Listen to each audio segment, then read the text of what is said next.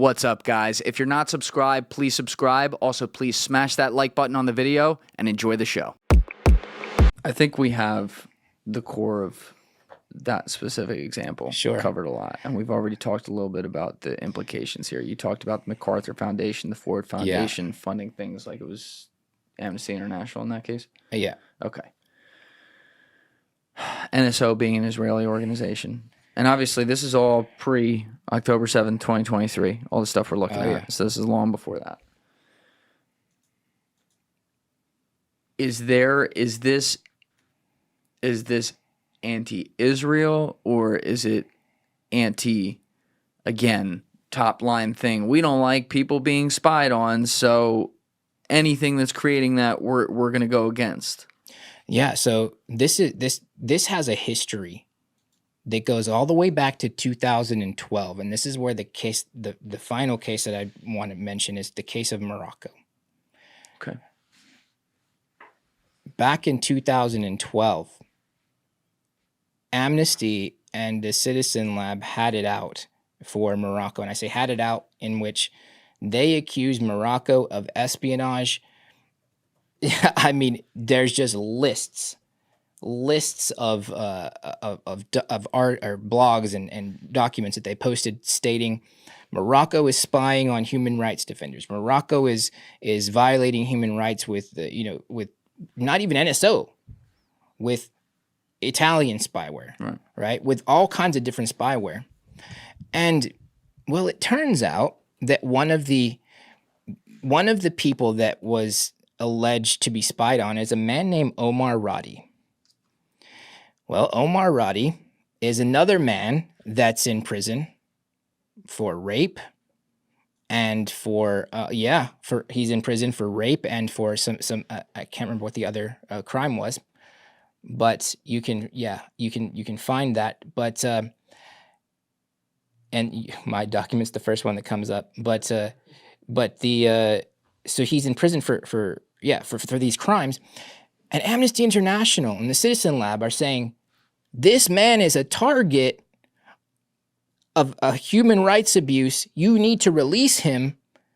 Your allegations of rape are false. Your and people are like, wait a second, and the woman's like, what? This happened to me. Like, what is going on? And they're saying, like, he's a human rights defender. He's a journalist. Like he's being targeted by the Moroccan government. And so in my research, I found it unfathomable that an organization or an NGO like Amnesty could spend so much time targeting Morocco. And my results are very clear. I'm going to show you. So there's two white papers that I wrote on this, and specifically I have charts that show the percentage of the basis of all of this. The basis of all of these accusations come from one report by Amnesty International.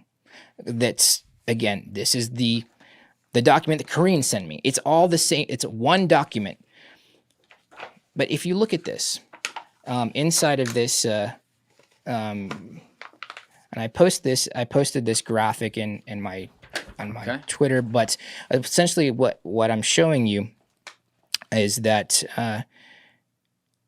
it's all the people, Amnesty and Citizen Lab. They're all connected. They all worked on the same. They all worked on the same report. They validated it's circular validation. Now, University of Toronto Monk School, Citizen Lab, Amnesty International. Basically, I'm looking at and look at the board of directors for Amnesty International is also employed by the board. Yeah, is also employed by the Citizen Lab. I mean, it's a circular movement here, all validating themselves, and it's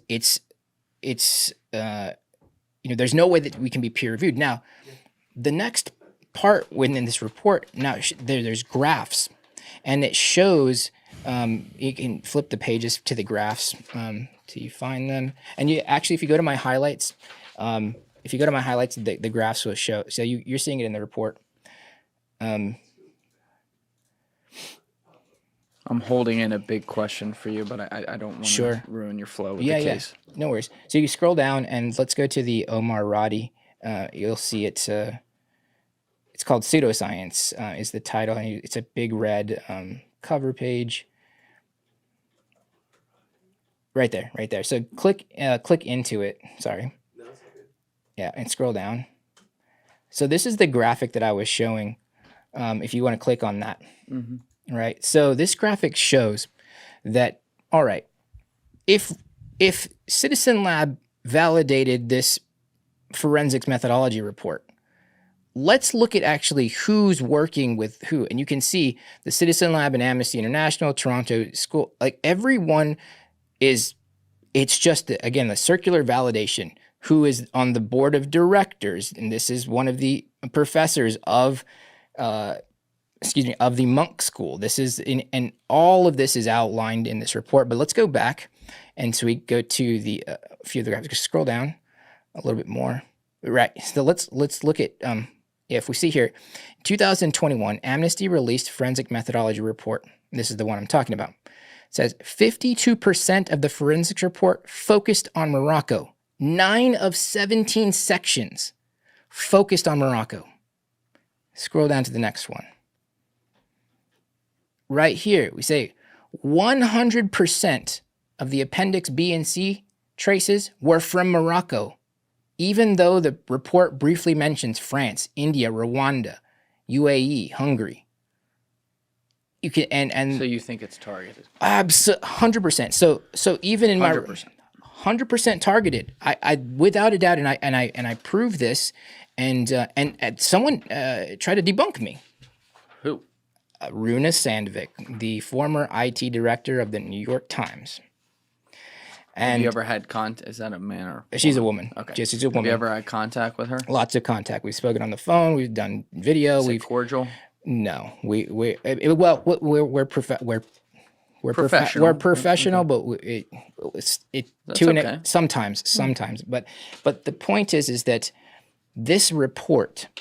And I go into these are very detailed. I go through lines of code. I very technical reports that are targeting Morocco and have been targeting Morocco since 2012, in which one of the Citizen Labs researchers, who was another person accused of rape and removed from the Citizen Lab due to this rape misconduct, explicitly states false information, false attribution that the Moroccan government has been spying on XYZ human rights defenders with no proof to point, no methodology. Now, I want to show one piece. If we go back to my highlights, and this is kind of the piece that's I think can make a lot more sense. We go back to the highlights.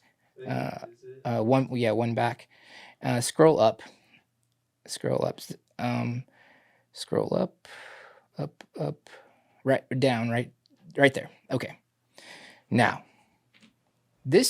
what you're seeing here is a timeline that was presented in this document. Now, 2 sets of data for the exact same event and 2 different times to the exact second. So how did the murder happen at 2 different times? So people make the argument and say, you can see that. You can see. Look at the timestamps. They're 2 hours apart, but you're a sick fuck. You know what I'm saying? And so who's not? You missed your calling, my guy. Yeah, nobody. I gotta call Jim DiOrio. He'd hire your ass. Hey, we got 2 different timestamps. One didn't do it. We didn't do this. that's no. He was a high level fed. Okay, but gotcha. Anyway. Yeah. Well, you know what I'm saying? We didn't do this. Yeah. So which one do we pick, guys? You see what I'm saying? And they're presenting this, and so and Amnesty's saying, yep, here's the evidence. They're saying here's the evidence that that Morocco spied on this rapist. And Morocco's like, no, wait, what? Wouldn't me? Wait, what? Are you kidding me? And so they send a letter to Amnesty International, one of the heads of the government said, show me your methodologies. we're a government organization. You're an NGO. You're accusing us. Present us this proof or we're going to sue you. They didn't respond. So Morocco sues these organizations. And as far as I know, there's still some litigations happening. But the issue here is like, well, which one do we choose, guys? When did this event happen? Are we just going to, what do we do? Because you see what I'm saying? This is not science. What are the things that have been definitively traced back to NSO? Nothing. No, not from what we've looked at. Not from what we looked at. Okay. From other things that are labelable. Make up a word there, I think. Sure. Is that a real word? Yes. Labelable? No. So, right, yeah. But what things are labelably bad? Yeah. Meaning like, did Xi Jinping pay them for Pegasus and take out a bunch of, enemies? There were instances. Yeah, there were instances when NSO Group, conceded that their software was used, illicitly. There were instances, rare, that I believe it was, I think it was early or late 2010s. But there's documentation of them saying, yes, we've actually identified that one of our clients, they don't say who their client is. That's one of the things that they specifically, right? So, but they do say that they identified one of their clients was misusing their software. Yes. Again, we don't have the information to know which client it was, but they said that they've handled the situation and they've revoked the licenses. Thank you for watching the video, guys. If you haven't already subscribed, please smash that subscribe button and check out this clip's full podcast episode by clicking here or in the description below.